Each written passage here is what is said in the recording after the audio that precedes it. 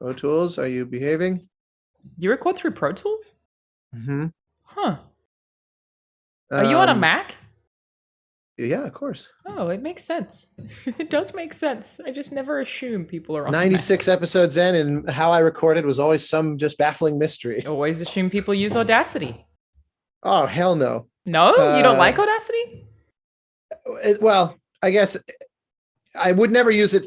I could probably get away with it for this because it's so simple. It's just, monitor the mic. However, I use this real mic, like you're hearing me through the little USB on Zoom. Wait, really? The audio that I send you is from this far superior mic. Oh. This, to record into Audacity, is a massive pain because this is running through external audio gear. But it works with Pro Tools? Pro Tools is designed for that. I mean, Pro Tools, when you go into a recording studio and you've got interfaces and mic pre's and all that, Pro Tools is absolutely built for interfacing with that. But Zoom, not so much, which is why I had to just get a USB mic so that the person I'm talking to can actually hear me. Interesting. If you recall the old days of this show, I had to use the mic built onto the webcam. The webcam, which was like you have Discord issues as well? Like you had some kind of... I still have Discord issues. Yeah, what's the problem you have with Discord? It just doesn't see my... it always has a hard time recognizing the output. It's like it can't play audio through my speakers. The only way I've been able to figure out how to make Discord work is apparently this mic, this little USB one I just held up, has a headphone jack built onto it. So it's kind of like this all-in-one. Oh, I never noticed that. Yeah, I have to do the same in Discord. It's so weird to plug my headphones into a microphone. Like I have 20 years of never thinking about that as an idea. Yeah. And so, but Discord, that's my workaround. It took me forever because I just always assumed I couldn't do it. And then one day I was looking at this mic and I go, there's an 1/8 inch jack on this thing. Does this thing have, oh, you know what it was? I was looking on the back and it had a headphone volume knob. And I thought, is that a Yeti? Just a little Yeti? No, it just looks like one. It's an off-brand one. Gotcha. This is the Wave Link that I think Troy also uses. And obviously I could plug the headphones in elsewhere. I can't hear myself through this right now. But it has its own sound card. I don't know what you would actually call it. It has its own sound software that comes with this microphone that's really good for if you're recording gameplay or streaming or something, so that you can separate game audio from Discord audio from your microphone audio. The Wavelink software that comes with this microphone does that. It's fucking awesome. It's so convenient because otherwise I was using this thing called something Flower. Voice Meter, I've used Voice Meter Banana, all these different things that basically add these like fake audio channels. It's so fucking complicated and annoying, this thing. It's basically the shit that I have to deal with all day. Totally. Yeah. It's the same we deal with in recording studios. It's amazing. I've been doing these recording sessions over Zoom with these actors on this musical. And because we can't go into the studio because of SAG COVID rules, we're doing, like, they're literally down the street. I can walk to them. In fact, I went and met one of the actors in the parking lot just to thank them and tell them they're awesome. That's so funny. Then walked straight back to my desk. So they're at the booth. They're in the There's like a recording, there's like so a voiceover. Are you directing? Kind of. I mean, I wrote the music, and so I'm stepping them through it, and then obviously helping shape it. And we've got the game director and all that. There's always a few of us on the call. But is Liam the game director? He's the David Gator is the kind of overall creative director and writer. Gotcha. And Liam is sort of the executive producer. Gotcha. They co-founded the company. Liam's typically there too, although a lot of times it's like 4 a.m. in Australia. Yeah. So they trade off who bites the bullet on that. But but because of the SAG rules, the only person allowed, kind of in proximity to the talent is the recording engineer behind the glass. They don't even want another person behind the glass, since the engineer has to, probably get tested every day, and they go in to fuss with the mics and stuff. So they're just minimizing points of contact, which is fair. So actually, the truth is I've come to really like doing it over Zoom because I can have all my software up, and when there's a question that comes up, you just find everything easily. I can go to the source of where it was originally written. And I also, there've been a few times where there's like a note question, and I have like a little piano app where I can play the notes like 1 inch away from the microphone.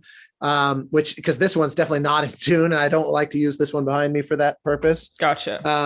So like it's actually been pretty good, even though I was initially really disappointed that we wouldn't be able to be in the studio together.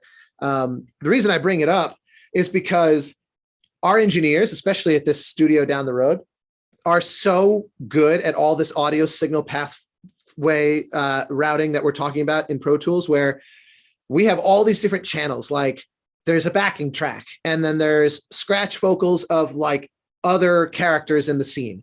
And then there's a scratch placeholder of the character who the actor is currently, portraying. So they're replacing the scratch that was laid down, by like, one of us on the team.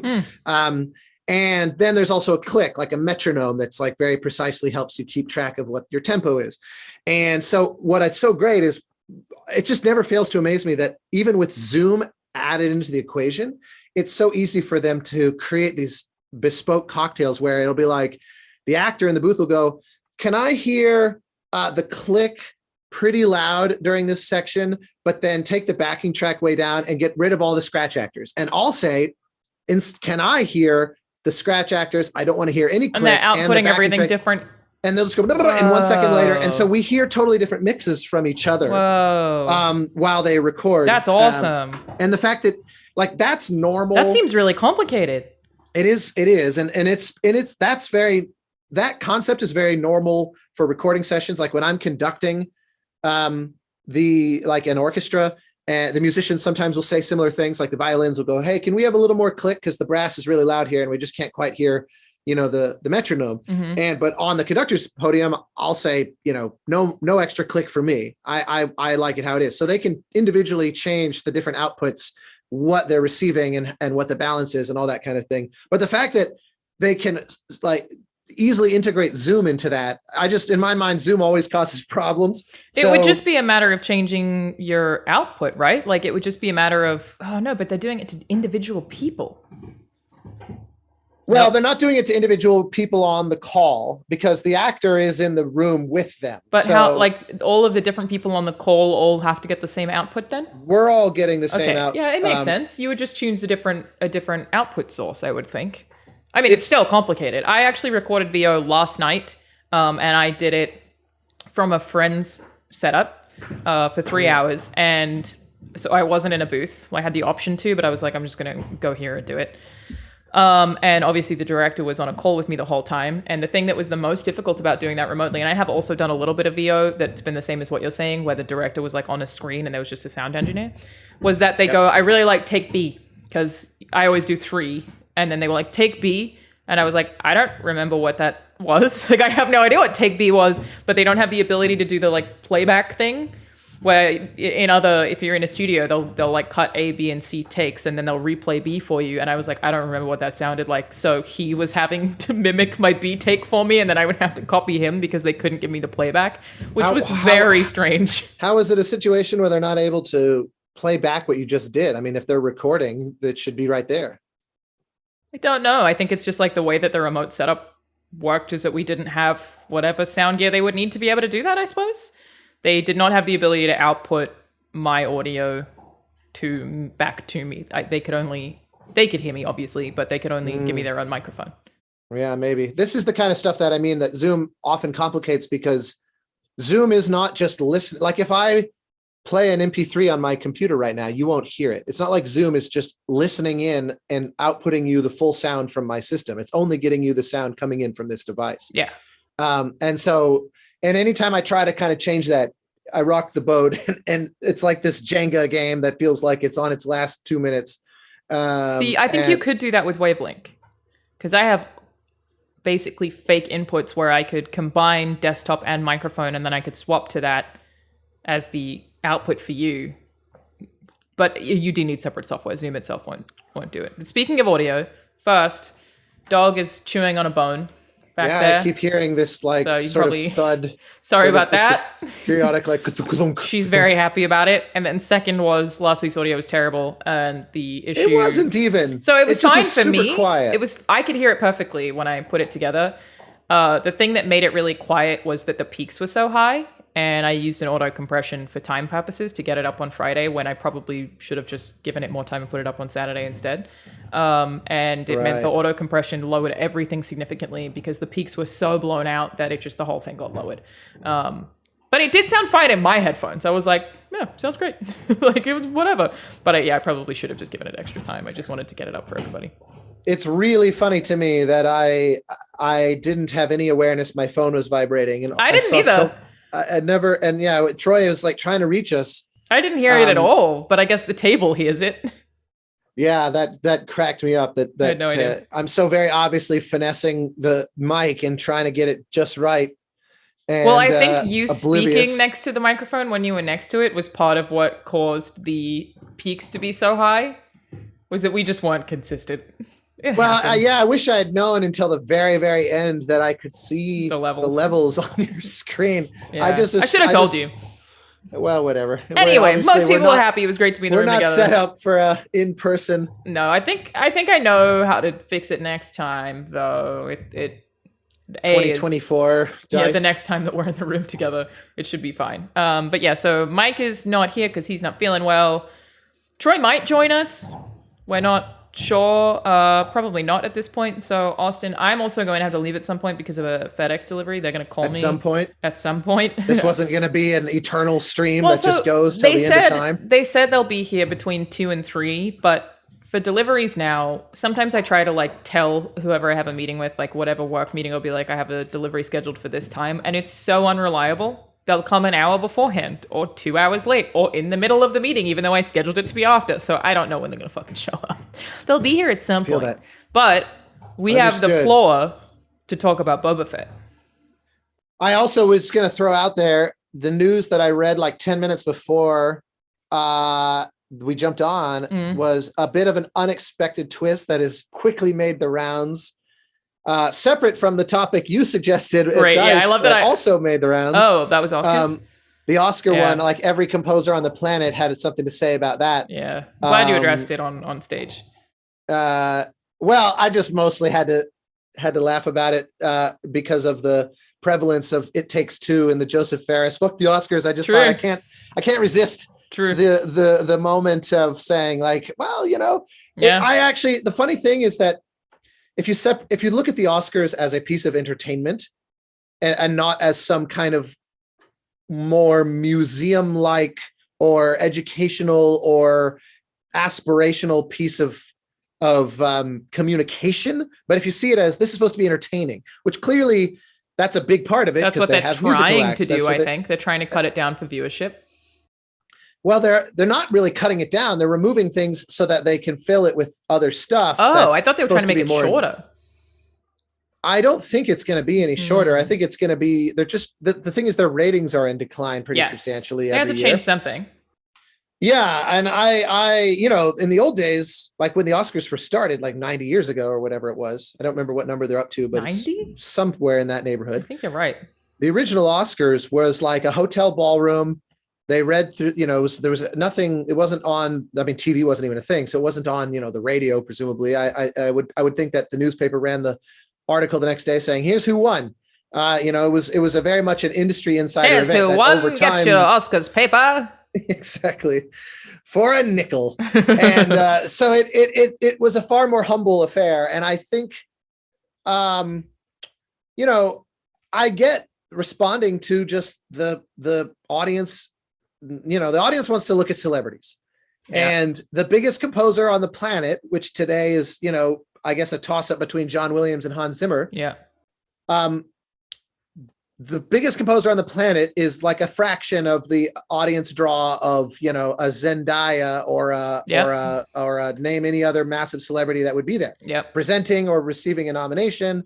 There's invariably those stories of like, so-and-so who's never won had their first nomination. Could they bring it home tonight? And then all that interest that the audience would have is pretty much solely on the actors. Yeah. And it's funny. I've never had any qualm with that. Half the reason why people like scoring films as opposed to trying to go out there and be the next Billie Eilish or whatever is that you get to have an audience of millions and live in comparative anonymity. It's like the perfect blend for people that are not interested in being, sort of literal rock stars. Yeah. And like John Williams is the classic example. You'd be hard pressed to meet somebody who's more private, soft spoken, and not interested in limelight, even as much as he has been in the public eye. He's not a public person at all.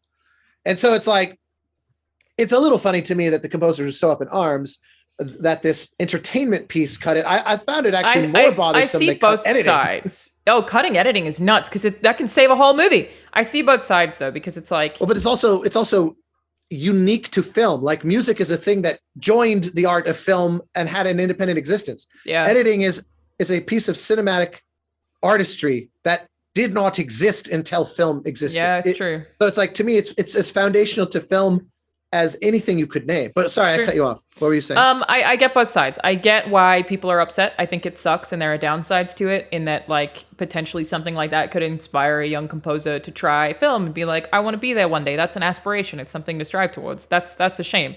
But I also completely understand when your ratings are declining, what does it serve to have a composer be awarded something when the show's going to get shut down because nobody's watching it and they aren't making any money? Like, I understand both sides of that for sure. Yeah, and I think I haven't watched it in years. I haven't really either, despite I used to have like viewing parties and stuff, and over time that's just kind of gone down. And I do think it's if we at the beginning I said if it's sort of a museum like piece of aspirational, this is the art of filmmaking, and we're packaging a night to celebrate the art of filmmaking in a way that the audience can understand. If that's goal number one, I think it's ludicrous to cut these categories. If the goal is to create an entertainment retrospective on the last year of cinema, then I totally get it. And I think the problem is the Oscars is trying to kind of pretend it's both. Because I totally acknowledge, I remember when Michael Giacchino won for Up, and you know, I've known him and worked with him for the better part of 15 years from now in the context of our music education nonprofit that I'm on the board, and he's always been on our advisory board and very active. You know, like I brought about 20 fourth graders to his session at Sony for Ratatouille. That's awesome. And he's done things like that with us a lot over the years. It's been very, very generous, given money, all kinds of things. And when he won the Oscar, and you know, you could tell that's all coming from an authentic place for him, because his comment was something like, you know, for any kid out there that might see this and they're like the weirdo who likes to make stuff and or is they're the one who plays the guitar but isn't really interested in learning songs, but they keep finding things that they feel like they've never heard before. So I can't remember how he phrased it.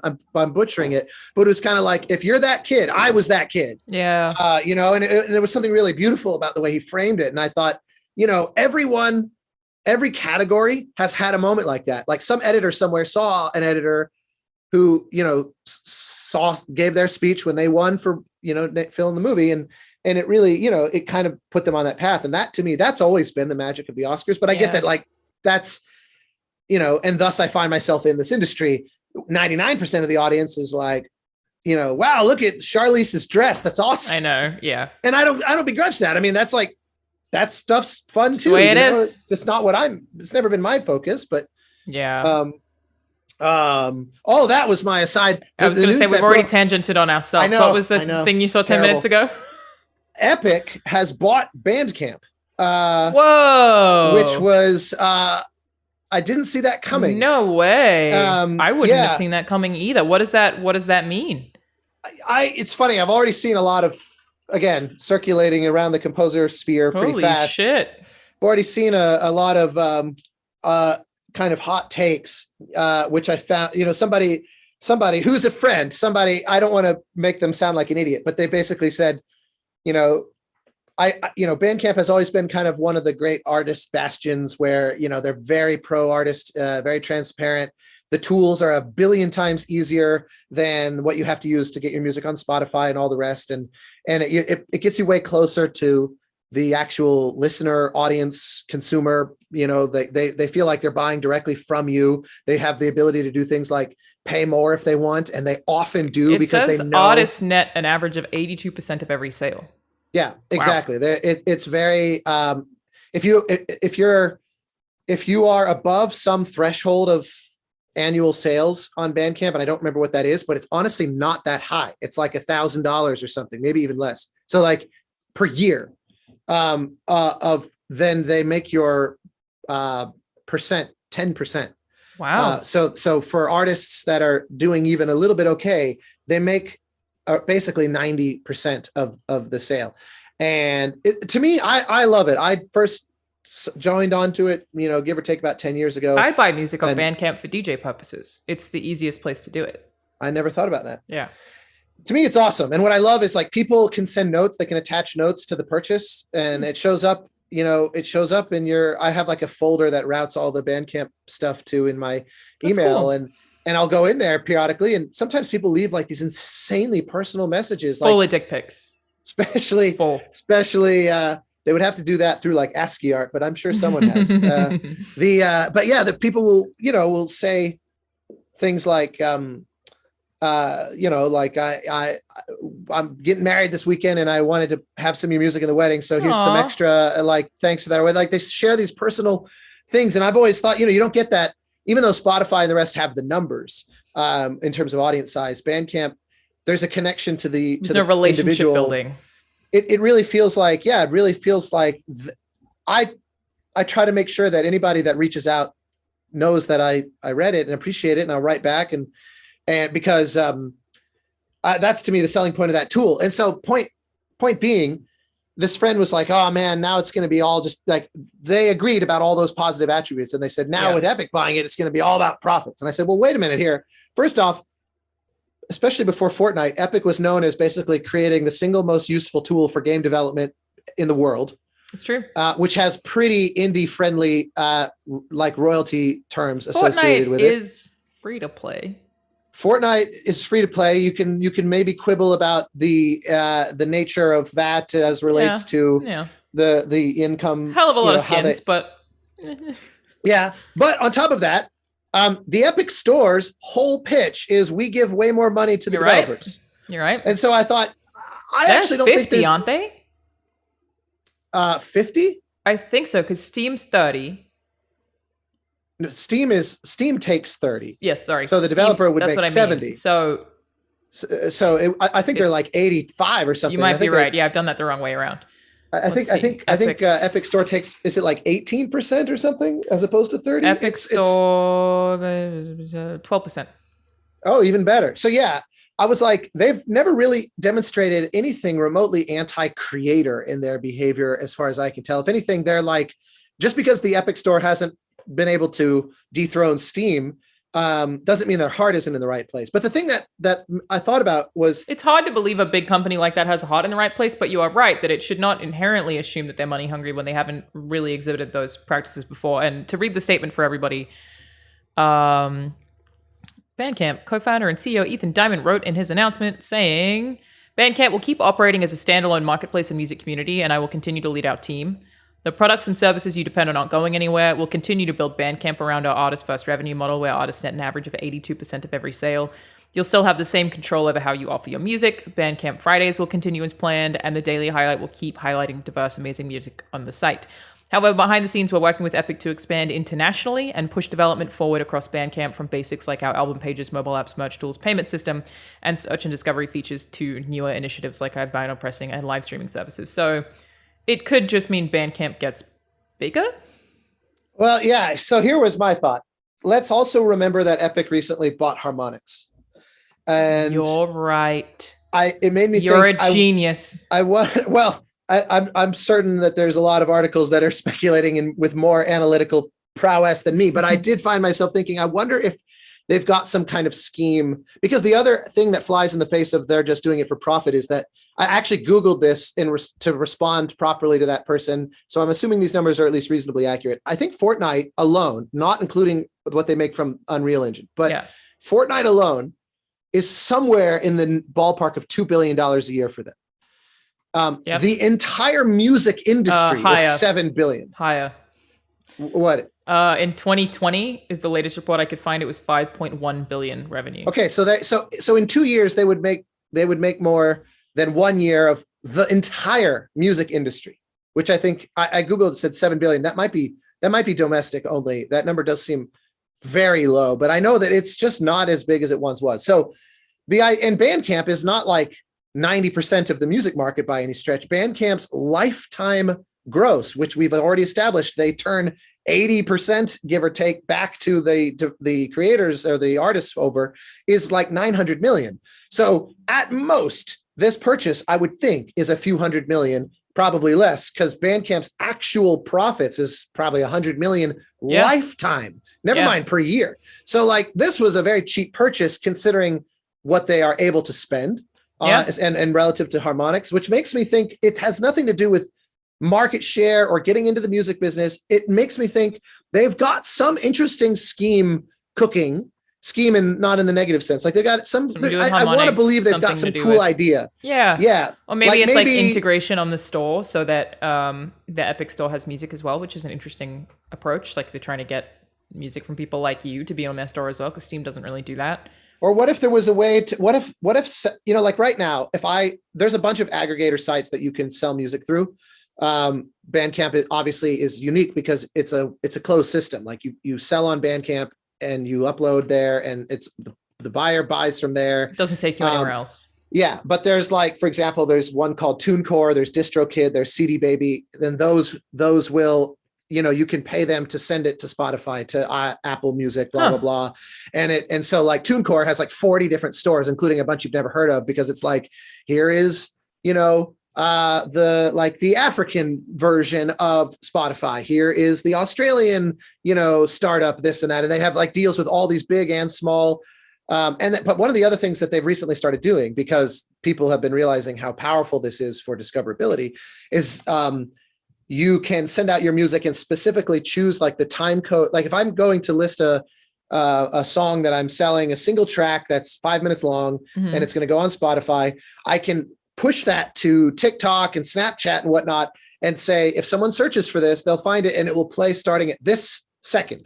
So that if somebody just types it in while they're making their, hopefully super viral TikTok video, they want to use my song, because obviously there's been a lot of examples of this, like Aurora, TikTok especially, people where a song, it gets vastly more plays that way than other conventional means, but it leads to a discoverability. I wouldn't be surprised if they're thinking, and this is, I don't know anything, I haven't talked to anybody at Epic or Harmonix, but if I had to guess on one possible thing that could be really cool, is if, I release through Bandcamp and that bakes in the ability to somehow make it discoverable in world in Fortnite. As like in the same vein that I can sell on like Spotify, but the same or something like as a way to make Fortnite more of increasingly in the direction of a metaverse and less of a game. It's the biggest we have right now.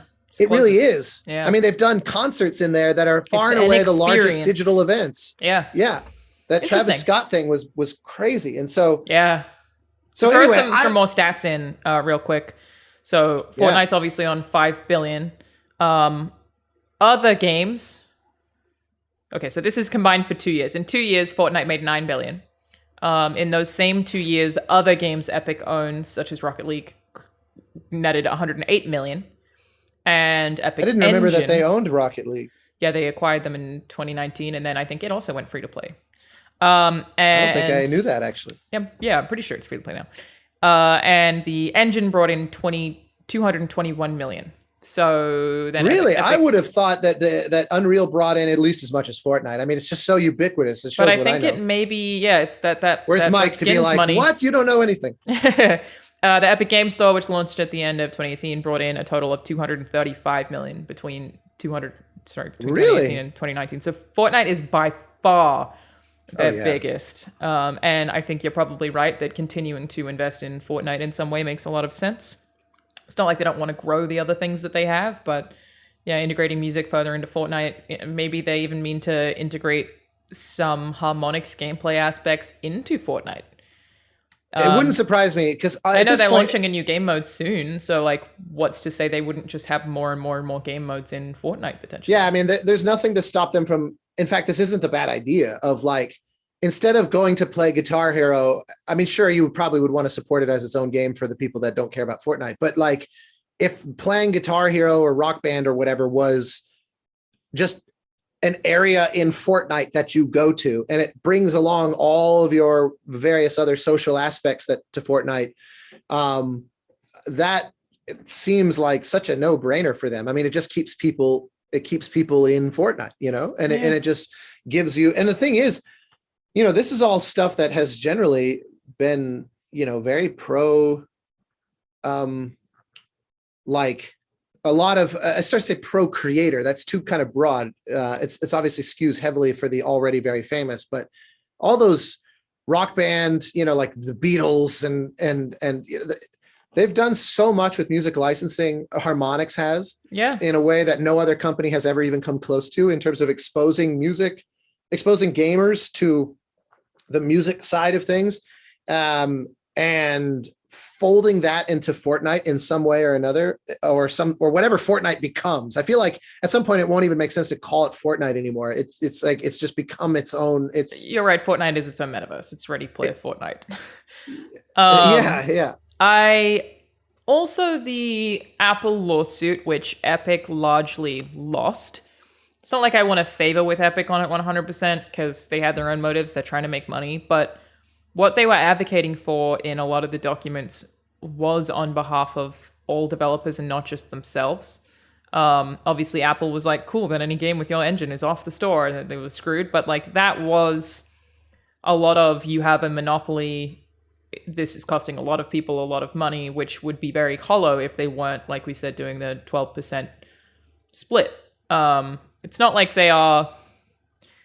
I mean, they're making a lot of money and they keep adding new Fortnite skins. I'm not going to say they're not a money-hungry corporation. Of course they are. That's fine. That's what corporations are. But yeah, I'm just not inherently assuming some kind of we're going to ruin Bandcamp and suck the life out of it motive. I don't think that makes sense. That's the thing. If Bandcamp is like too small to be exciting to them, unless they've got a creative idea in mind, I feel like. Yeah. Because 1 month of Fortnite makes more than Bandcamp has made in its lifetime in 10 plus years. Yep. Doesn't make sense.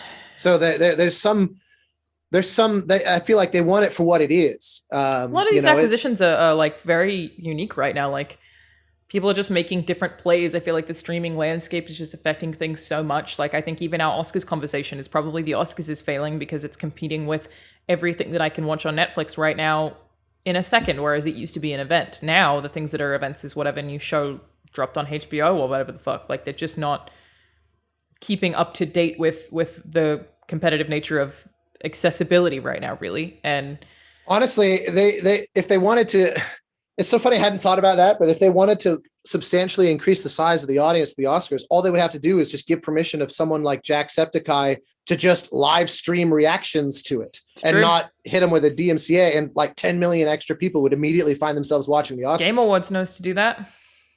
Yeah, as much as I love to poke fun at the Game Awards, I did laugh that cutting music. I was like, oh, I guess they're taking notes from Jeff. Yeah. And but his audience is clearly, outperforming theirs by a substantial margin. Oh yeah, he'd have one of the fastest growing awards shows, I would think. But it's also that I believe I don't want to speak on this in case I'm wrong, take it with a grain of salt, whatever. I believe he cuts the things where people aren't there to accept awards. So I believe if you were there in person to accept music, then you would be presented music. I don't think that's true. I think that was true 2 years ago at the very least when we shat on the Game Awards for cutting actors. I believe his response to that was the actors were not here. That's why we cut them. That might not be true now. Well, but I could be wrong.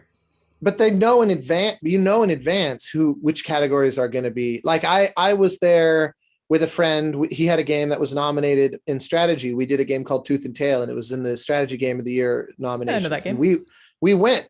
He was like, "Hey, you want to be my date?" Because he doesn't live in LA. He came up from San Diego and said. So I said, "Sure." So we went, and he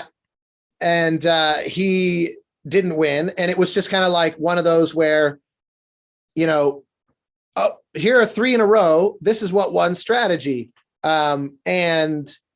It's like, I don't think his being there had any impact on anything. And the people that won, I don't think were not there. I think that the runtime has to be, these shows are so choreographed to, that I don't think you can wing it to that degree. Cause if someone shows up, like if you've got Oh, you I see know, what you're saying. Like they might not come or they might come. Yeah, I don't know how they lock them in. I don't know how they. Well, they'd have to give him seating, right? So, like, as his date, did you have seating right up the front of the stage? I don't remember. Because I think I they would remember place you specifically. I do remember we were seated near an aisle, which always is suggestive of potentially something. Yeah. Yeah, I don't know. Yeah, I think I don't either. I could be completely wrong. Like, I know that music, I can tell you for sure when I won the Spike VGA for Journey, they ambushed me with that on the red carpet. That's on live television, which in the one hand, I guess it was live TV, but it was in the middle of an interview. And then during the show, they just were like, oh, by the way, here's a few categories of games that we, when you did that, you didn't win that on stage? No, I didn't. And it was known that it wasn't going to be the case. And I had won. I sat through the entire show knowing I had already won. And I just now was curious to see what other categories Journey was going to manage to win. Interesting. And the hilarious thing is I was seated inside like the entire cast of Telltale's Walking Dead. We're like the main competitors to Journey for all the awards that night. I guess. And they won a bunch too. I think they won Game of the Year. In fact, I think it was one of those where Journey won like 10 in a row, and then Game of the Year went to Walking Dead. I mean, obviously the last 12 months has been a lot of It Takes Two, but a lot of Deathloop. Surprising amount of Returnal at DICE, which I was really happy to see. I love Returnal. It's also like, I think Ratchet won a few, great time to be a part of PlayStation Studios. You know what I mean? No kidding. What a great time. Just my God of War shelf. Yeah, I really have fallen in love with It Takes Two quite a bit. It's brilliant.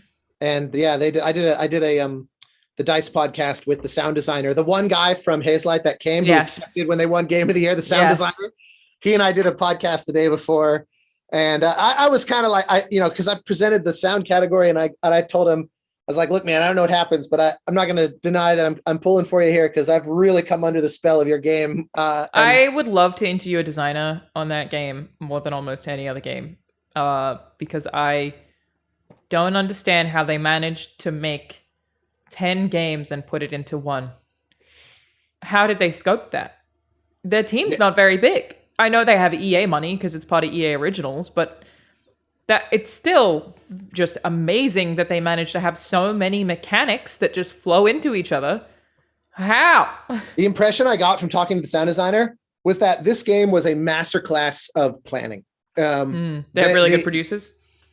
Seemingly like to an almost insane degree. Like I kept pushing him. I was almost interrogating him in our podcast because he kept making it seem like they said, yeah, well, we sat down, we scoped it out, and then we did it. That's not how it works. Yeah, it's like that's fantasy. That is truly unrealistic.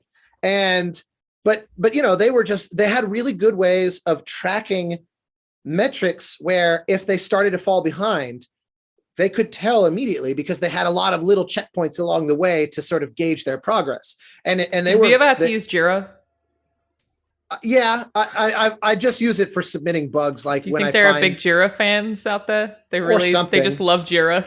It's going to be that or something along those lines. Yeah, it was made in Australia. Really? Mm-hmm. So games industry, you're welcome. Okay, that for Jira, flies in the face of all the like laid back Aussie stereotypes. We're the least Jira country ever. For anyone who doesn't know, I didn't know what Jira was before I started working in AAA. Jira is basically a project management tool a lot of the games industry uses. It's like you submit what you've done for the week or what your current tasks are. It's just a way of tracking what multiple teams are up to. So, someone really on the design effective. Team can see what everyone else on the design team is currently working on, what they've got done or whatever. And it's to me, the secret sauce of what makes it so powerful of a tool is if I'm working and like if I'm an audio designer and I want to hook up a sound effect to an animation, but there's no code support because the computer can't tell me, like the music software doesn't know that animation is happening. Code has to be able to send the signal to the music software, hey, this animation is happening. If I am blocked from progress, therefore, until a programmer can take however long it takes to set that up, you file a thing in Jira and it flags that person and sends them a notification. Yeah. and ranked by priority. This person is now waiting for you for a thing. And so everybody kind of knows how they relate to everybody else on a team. And it's not in a wanky way. Like a lot of the media companies that I work for would have like, send an email what you've done in the week. But that was not for any organizational purposes. It was just so a manager could see what you were doing. Whereas Jira is actually efficient. Like it is actually helpful and efficient. It's for getting shit done. And it helps them. I remember on the Banner Saga, because the team was so tiny, the John, who was like the be all end all everything, he was the programmer and sort of technical director, and he was also handling all the audio implementation and everything. And he it was like, as I would play through the game and look for bugs in the music, like, oh, I started combat and the music began with the I'm losing music and I haven't even made my first move, like little things where I could find it. He would always say, please think carefully about your rank, as we got to the end and they were starting to really run out of time. And every hour he spends is super precious and he has to decide whose mouth to feed is the most pressing. The ranking of this is game breaking, meaning it cannot ship with this, versus it would suck, versus this is a luxury item, versus this is a month one patch level. Like this is definitely not. Please be very, very honest with yourself and with me about where this lands in that, because I just only have so much time. And it was the first time I ever worked so closely with someone where it made me realize just like my place in the pecking order and just how livable certain bugs have to be, because there's just only so much programmer support to go around. And as your game gets bigger, the exponential needs expand. And so people just have to, everybody thinks their problem is the biggest. So the art department says, oh, these textures loaded slowly and it looks horrible. The game can't ship like that. And it's like, yeah, but it still loads. It still runs. Yeah. These people's bug, the game doesn't run. Yeah. Like, we just simply have to prioritize that. Yeah.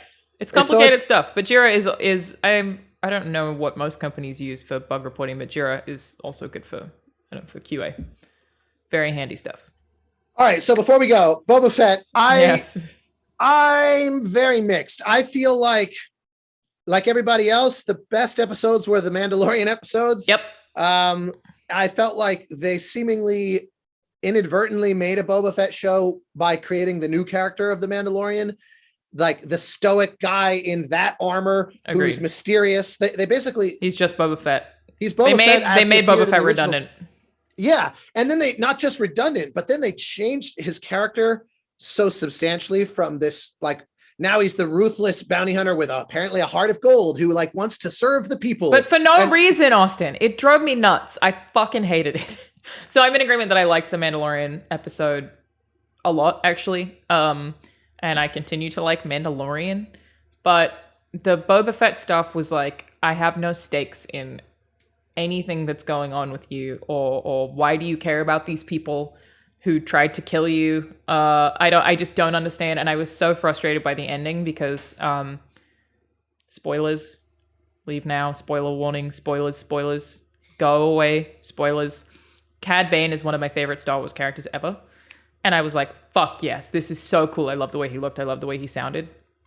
The original actor, the original voice actor. Super cool. And they have Cad Bane winning a fight against Boba Fett, as he should, logically. And then for some reason, Boba Fett is like, no, I must live for my people. And then overtakes, and it just makes no sense. What was the character development? Why did you kill Cad Bane for this reason? Like, I don't understand anything they chose to do with Boba Fett. I also find him boring. So it's like... It was very baffling. And did you see... Did you ever watch Seinfeld?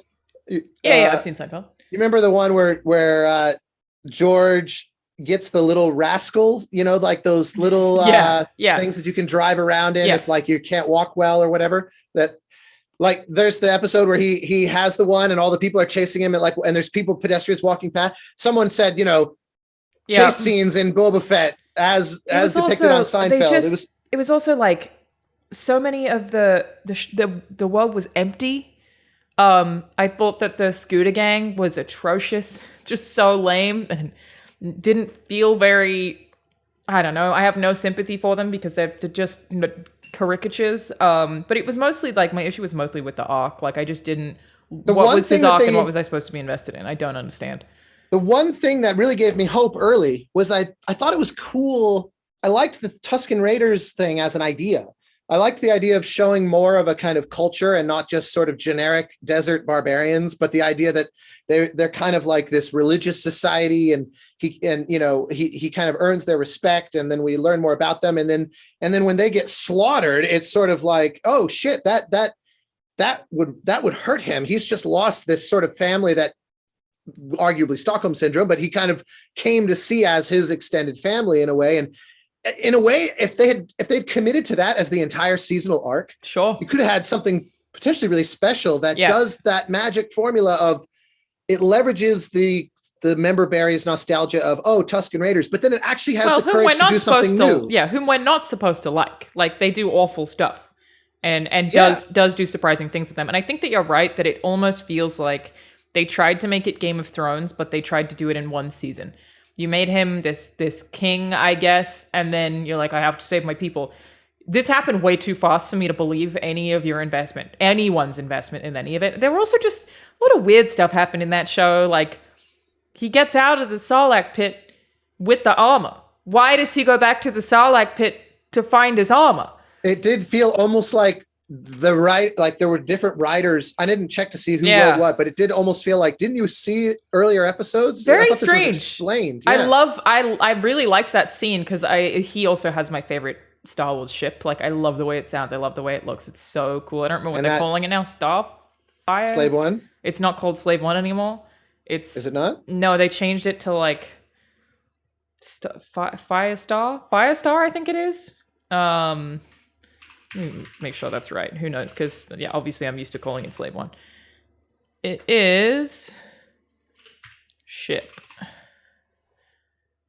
Everything on Google still says Slave One, but yeah, they don't call it that anymore. Fire Spray is what they're calling it. That's the type of ship. Correct. They never refer to it as Slave One anymore. I believe they've like officially tried to distance themselves from the name because they find the word slave to be problematic, is what I'm assuming. So it's now called Fire Spray. In any case, I love that ship. I love the sound design of that ship. I think it's fucking awesome. So even the things that I thought were cool, I was still like, wait a minute, what? There's also that one part where he like meets with all the other leaders and he was like, make sure you don't do anything, blah, blah, blah. And they're like, we weren't going to. And then he's like, great. And it's like triumphant. You didn't accomplish anything. You just went to a group of people like it had stakes and they were like, we weren't going to do anything anyway. What? It's fucking weird. It is odd, considering that even though it's not perfect, Mandalorian, broadly speaking, did a lot more right than not. I agree. I'm in agreement that Mandalorian is not perfect. I had things I didn't like about Mandalorian, but I felt like it was so much better than Boba Fett because I care about Mando and I care about little baby Yoda, and I didn't care about Boba Fett. I feel like they like undid the things that I liked about him. I just didn't. It was truly the one thing that I was intrigued by, that I thought it was presented as a spin-off show. They introduced the character of Boba Fett at the towards the end of Mandalorian, and then he gets his own show. That's like a tried and true TV tradition going back decades. But then because there were 2 episodes that just overtly didn't even have Boba Fett in them, I found myself going, maybe they're experimenting with a new format where it's not really a spinoff. It's one show that kind of pendulum swings between sort of central leads and that we're going to bounce. And I thought that could be an interesting format change that the streaming era enables that TV traditionally wouldn't have. I don't think they actually are doing that. That was just my hypothesis. I think that they did say in an interview somewhere that they looked at it as Mandalorian 2.5 more so than its own show, which makes a lot of sense. Yeah, which could be like that notion. Because I always liked, back in the day, I remember I never watched Buffy and Angel when they were on the air, but then when they were on DVD, I discovered and fell rapidly in love with them. And I remember binging through the DVDs of Buffy and then going, I guess I should watch Angel now. And so you start Angel episode 1, which took place concurrently with Buffy season 4. And because they ran in parallel. So then later, being the nerd that I am, I went and watched all 12 seasons of the 2 shows again, but I had looked up and created Order? a spreadsheet of the air dates because every now and again, very nerdy. Oh, I'm not ashamed. Every now and again, there would be like a new episode of Buffy, and then not a new Angel, and then the next week would be both new episodes and that kind of thing. Wait, they'd like skip a week? Just due to presumably production schedules and things like that. Like every now, in other words, it wasn't just this lockstep every single week. At least when I looked up the air dates, it wasn't always, the same night, the new episode or whatever for them tracking 1-to-1, which meant that every now and again, if you want to keep the order correct, you would have to watch like 2 in a row of one and then go back to the back and forth. And was that a fun way to watch it?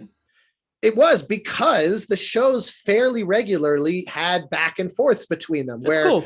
Like the premise is that Angel takes place in LA and Buffy takes place in some sort of, Bakersfield-esque small town somewhere inland in California. And there, a character would show up in LA on Angel, and then they'd like carry that story back onto Buffy. And it wasn't extreme. It's not like the two shows were running in interwoven plots the whole time, but they did it frequently enough that it was worth the hassle, I felt, to watch them the way that live audiences were watching them back when it was a live new episodes show. Yeah. And so the idea that they would go the next mile with Mandalorian and Boba Fett, where it's like one super show, was exciting. And then by the end of Boba Fett, I was like, nah, they're not doing that. Yeah, they could have done that potentially with like if they did like Ahsoka.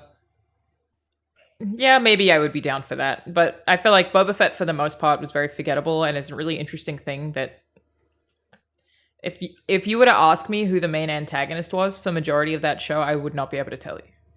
I don't know what our goal is, and I don't know who our big bad guy is.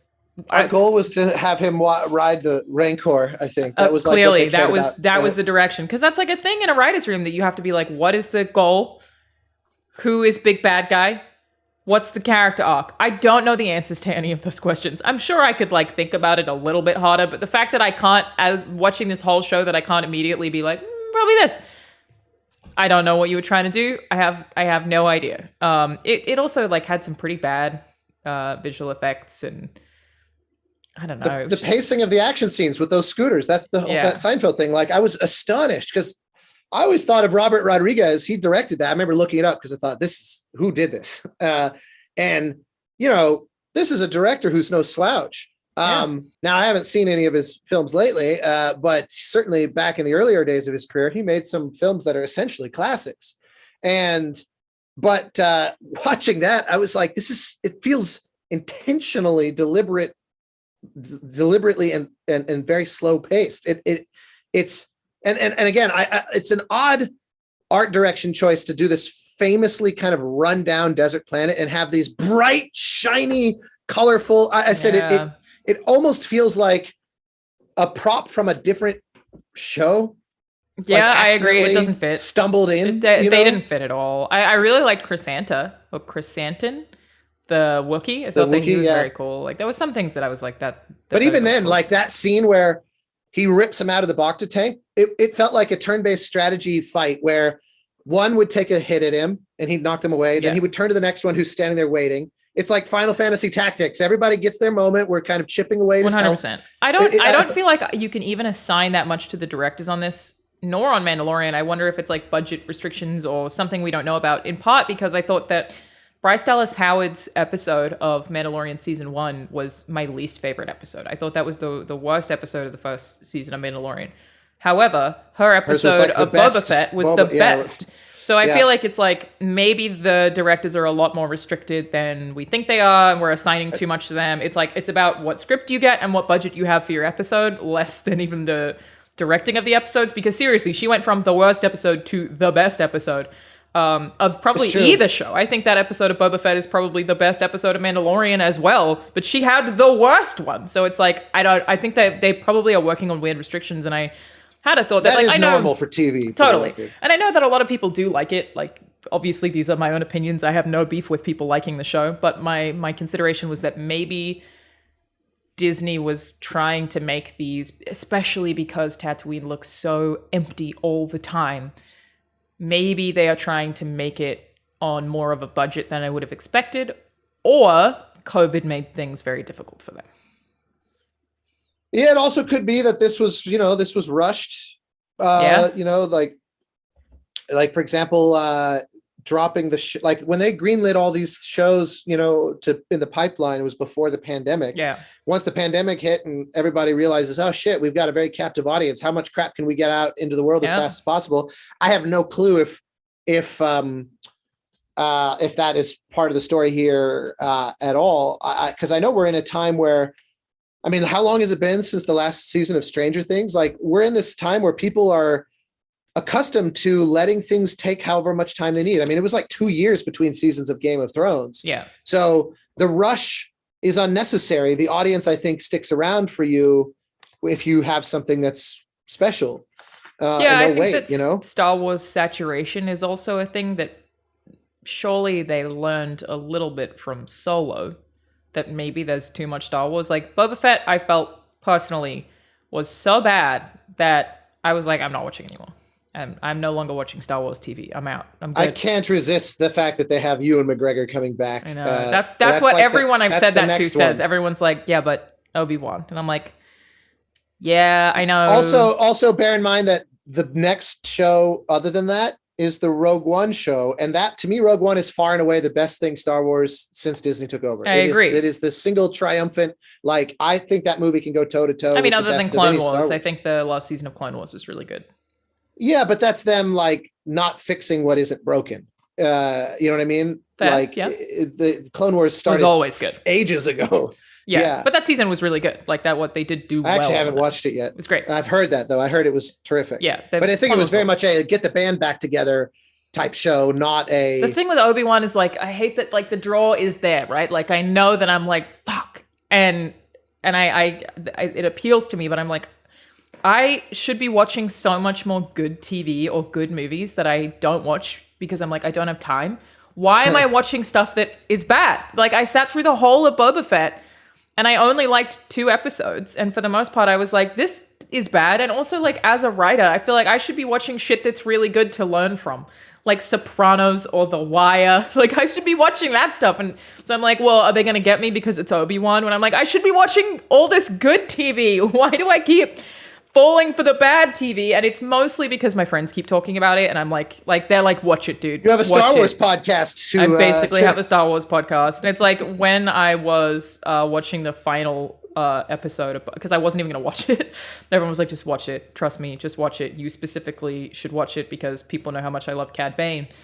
And I had multiple people I had to text when I was done, and somebody called me immediately to see my reaction, and I felt like one of those angry Star Wars Twitter fans where I was like, fuck this show.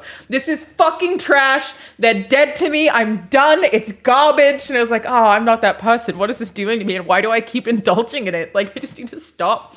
It's so hard, though. You were at like Dave Filoni's house throwing flaming How bags dare of dog you? shit. And I know that they could bring him back to life because it's Star Wars, but it doesn't matter. The fact that he lost that fight at all for some fake character growth for Boba Fett that I never had any investment in.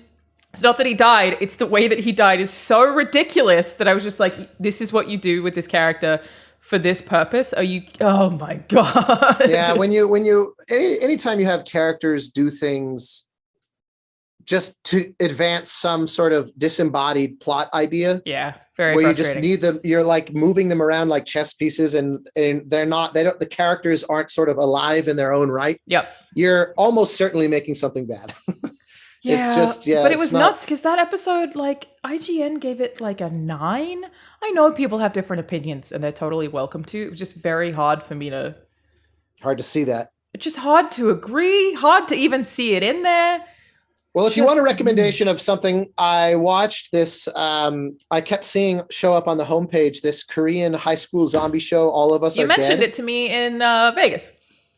Did I? Yeah. I don't even remember doing that. Yeah, you did. I have to say I loved that show. What's it called? All of Us Are Dead? All of Us Are Dead. It is a melodramatic high school, like, you know, do you like so and so? But what is they have a boyfriend? Like, it's that in the context of an insane zombie. It looks well shot. So is it a comedy?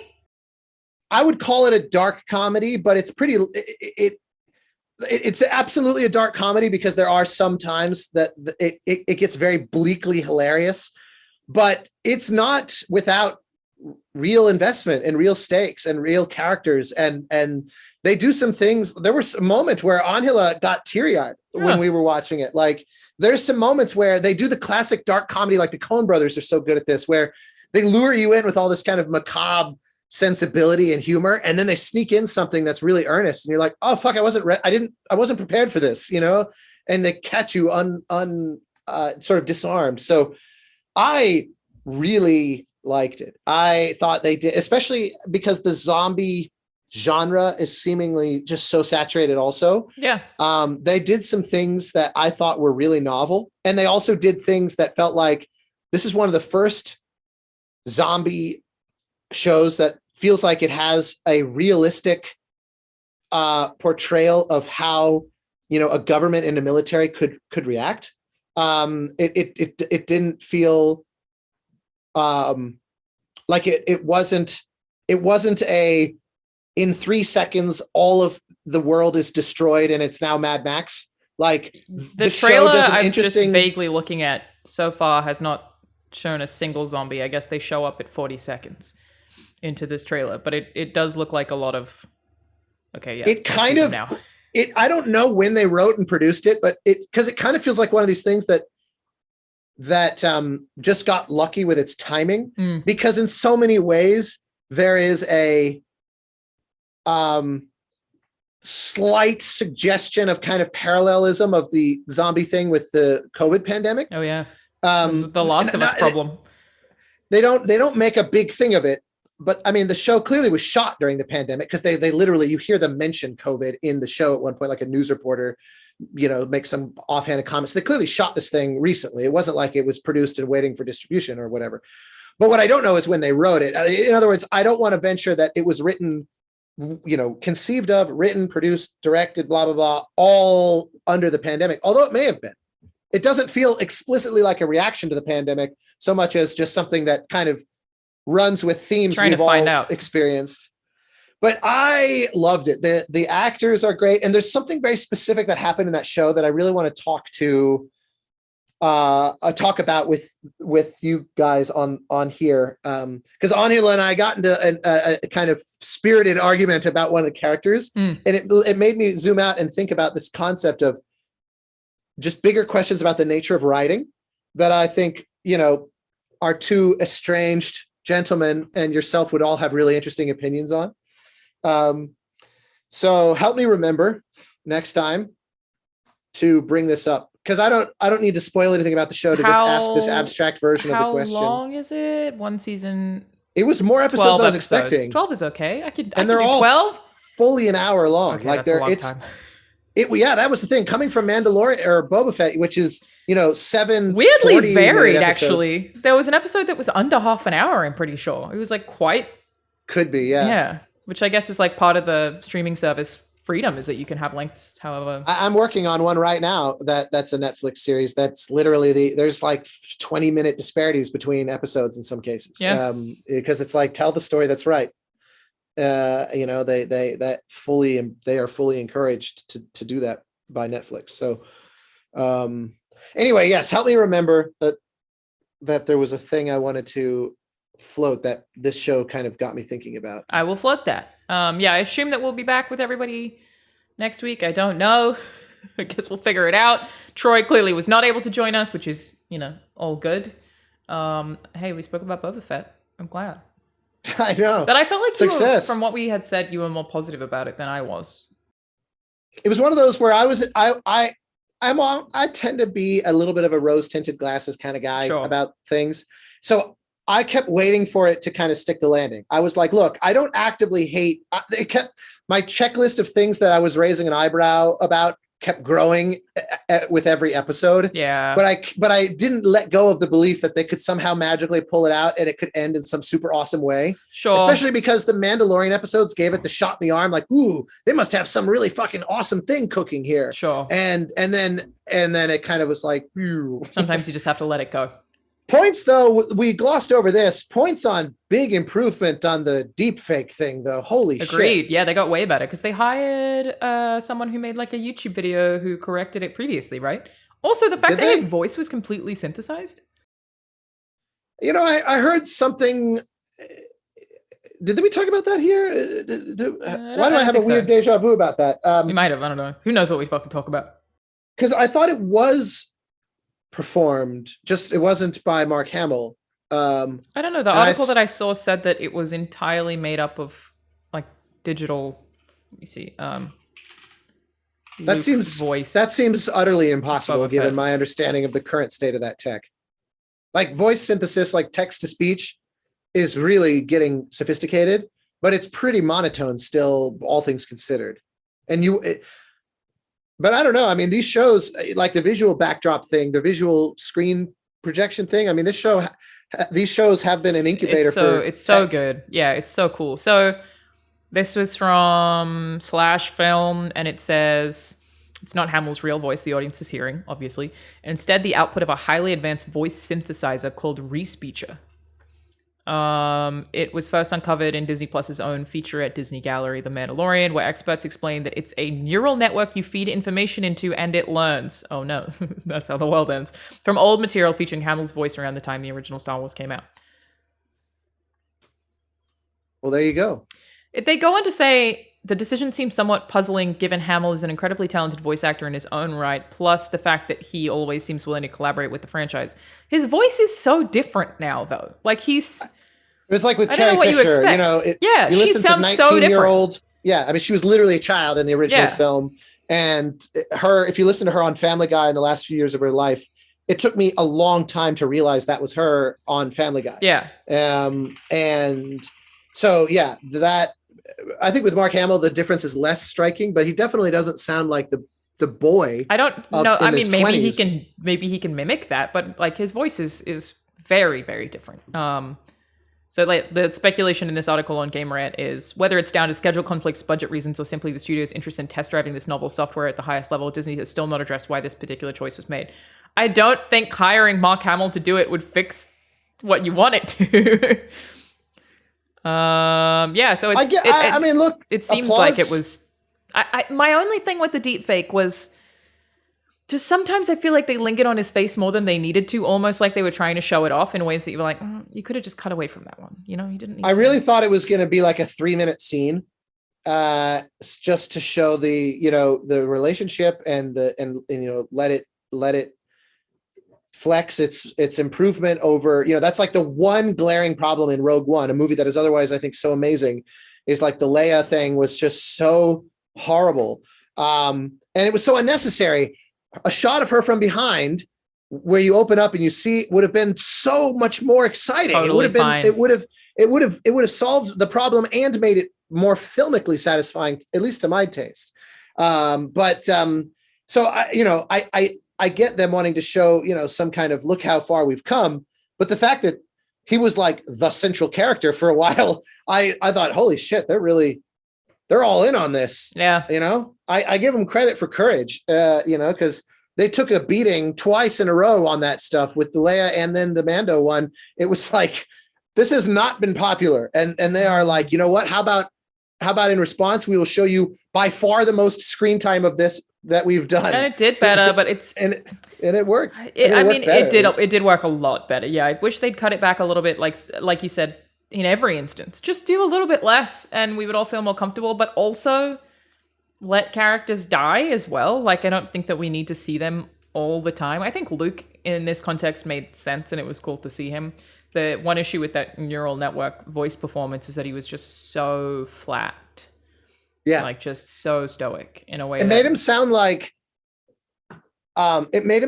he was deeply talking down to Grogu, where it was kind of like, one day you're going to grow up, because adults don't speak naturally they tend to speak naturally to each other. And you could tell very strongly when someone's kind of talking down to a kid. And I kept thinking like, this is someone you are proposing to train as a Jedi. Yeah. It feels weird. Who's like 100 years old. Who's like 100 years old and sort of related to the greatest of them all, the ultimate Jedi. It felt weird felt like I was looking at a very strongly parent-child as opposed to student and that, teacher. yeah, that could have been intentional, or it could have been an issue with that technology respeecher or whatever it is. But it's probably some blend of the two. But in any case, it was there was a lot to like. Although it is funny to me how. Yeah, I want to be clear. I didn't hate everything in the show. I just had a problem with like the lack of character arcs, motivations, and like a clear antagonist, like structural issues with it. I obviously hated clear protagonist. Yeah, just like there was things that I was like, oh neat, oh interesting. Like I said, I liked the ship in the Sarlacc pit, while simultaneously being like, this doesn't make any fucking sense. How did they miss this oversight? But I was like, it looks cool and it sounds cool. Like it's not like I was like all trash. I just. Well, and let's we can end it on a high point, even though I thought her character was completely useless and gave her absolutely nothing. The woman, the Ming-Na Wen, who had been on Agents of S.H.I.E.L.D. First off, she's almost 60 years old. Incredible. Which blows my fucking mind. But on top of that, I never realized until halfway through the show that she was the original voice of Mulan like 20 years ago. Oh, no way. And I was like, that's cool. I like her and I like her design. However, I think their two characters are too boring. The two of them together is two people who are just very stoic badass. You need a little bit of flavor. Well, no, actually, Boba Fett wasn't badass. He kept getting his ass kicked. She was the badass. Yeah, no, I mean in personality, not in action. You almost could have flipped them. They're just not different enough. Like they're just both very. I agree. They're action figures. What I was going to say is the one thing that makes me laugh about these Disney shows is that Disney's obvious, or the Star Wars shows, is that Disney is obviously trying to mastermind some Star Wars equivalent of the MCU because there's never been there is no non-canonical Star Wars film or TV that exists. I mean, unless you count like the very fringy home video like Parade, the Ewok Caravan of Courage, or the Star Wars Holiday Special, but like. There are 9 Star Wars films that are equally all of canonical. The TV is canon? Boba, Mandalorian, Obi-Wan. Rebels. They're using all the same actors. I mean, they even use like the guy who plays Boba Fett is literally the Jango Fett actor from the prequels. Yeah. So there is no equivalent to like Sony made Sam Raimi Spider-Man and then the MCU Spider-Man. There's the Bryan Singer X-Men movies. There's no equivalent to that in Star Wars. Like it is all Star Wars. Star Wars is one thing. It's just the books. But they, as soon as Disney bought it, they said none of those count anymore. Yeah. And even though they keep referencing like things that are kind of hinted at, which like parts count and which don't, then. Yeah, like the Wookiee, Chrysanthemum. Yeah, like was not originally he was introduced, I think, in a comic. And so, but point being, the thing that is fascinating is it feels like the shows cannot possibly be part of the same canon as the sequel trilogy because the shows are so clearly off the back of Return of the Jedi. They feel like the first few episodes of Mandalorian felt palpably like they took place, other than the fact that it was weird to me that I spoke about Jedi as some ancient long lost thing. And like 5 seconds earlier, the Jedi were responsible for ending the Empire. But setting that aside, it felt like a thing that takes place very understandably after the fall of the Empire, the galaxy's in chaos. That image in the pilot of Mandalorian of the stormtrooper helmets mounted on spikes and like that felt like, yes, this understands its place in the timeline and it's doing a beautiful job. And then the J.J. Abrams / Ryan Johnson, they feel like fan films to me now, and these shows exacerbate that further. What I have done personally is just decided which of the things I want to be canon and which I don't, and pretty much like I've said to other Star Wars fans I know, I'm like, I've just decided that Boba Fett isn't canon. I prefer the version in my head of the Boba Fett that exists. What you've done to him here is this like whole new character. Nope. It's extended universe. But you're allowed to make those choices. I'm wrong, obviously. That is their canon. But it's like what you can take whatever you want from stuff. Oh, for sure. Like, I'm fine. I'm not going to take this. No, absolutely. I have no I have no qualm with I that. don't even remember what happened in Rise of the Skywalker. What a film. What a missed What a opportunity, to say the film. least.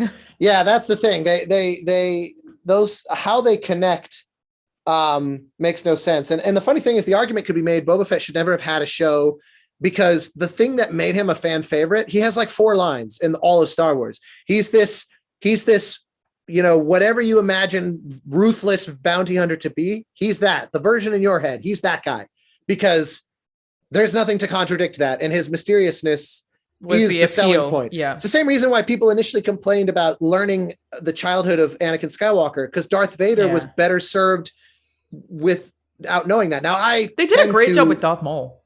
Like, Darth Maul has been delved into in Rebels and in Clone Wars, and Darth Maul is still fucking cool. Yeah, that's the thing. I'm not one of the. I never was the like Darren Korb and I would always get into arguments where I always said, when I remember when he had his son, I said, this is always my challenge for parents is, how are you going to show them Star Wars? Do you go 1, 2, 3, 4, 5, 6, or then 7, 8, 9, or is it 4, 5, 6, 1, 2, 3? And Darren goes, there are only 3 Star Wars movies. Like, so defiantly. No, but kids love the prequels, and that's who George said they were made for. Like, look, I still think those movies are massively flawed. Massively the thing flawed. Is, but they have a lot of heart.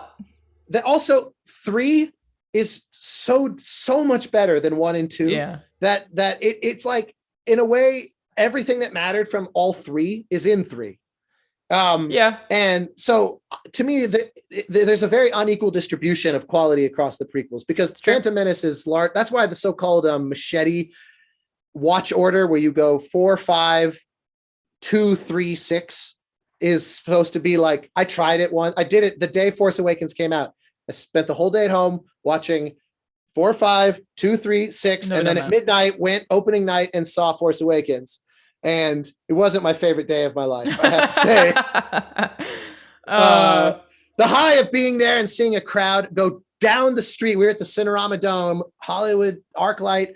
The line went down the block at 2 a.m. That was cool. And they at the ArcLight, they had the big marquee of all the 24 screens of what they're showing. And for it to be one solid wall of the Force Awakens, holy shit, not a single screen showing anything else. I saw that movie in cinema 6 times.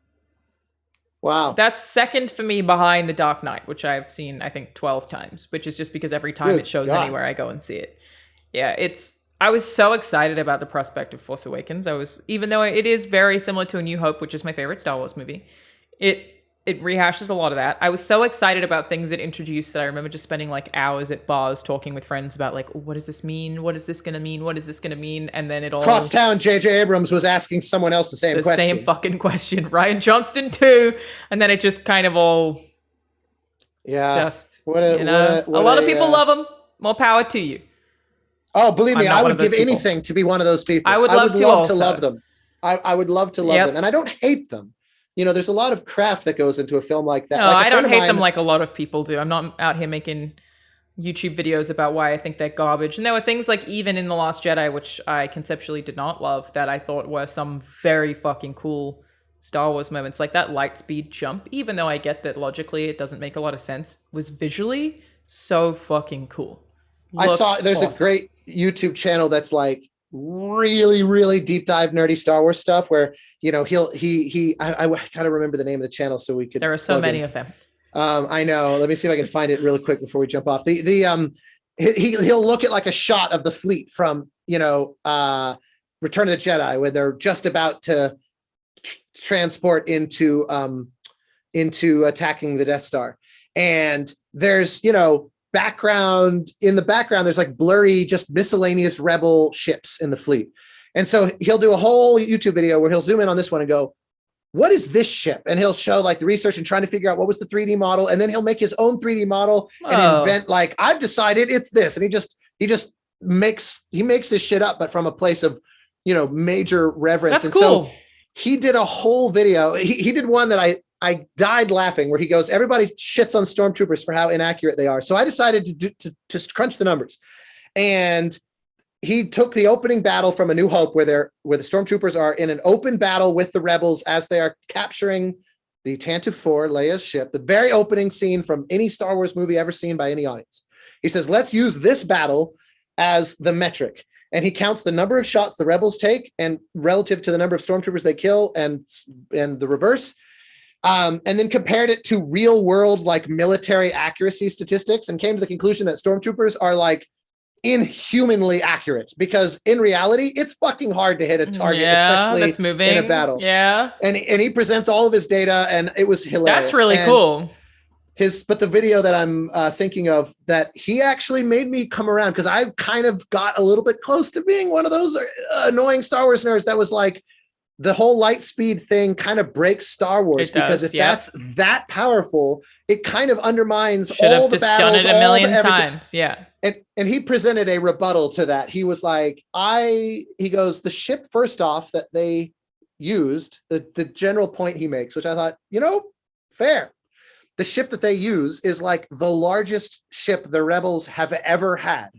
And it's also aiming at the largest ship the Empire has ever had.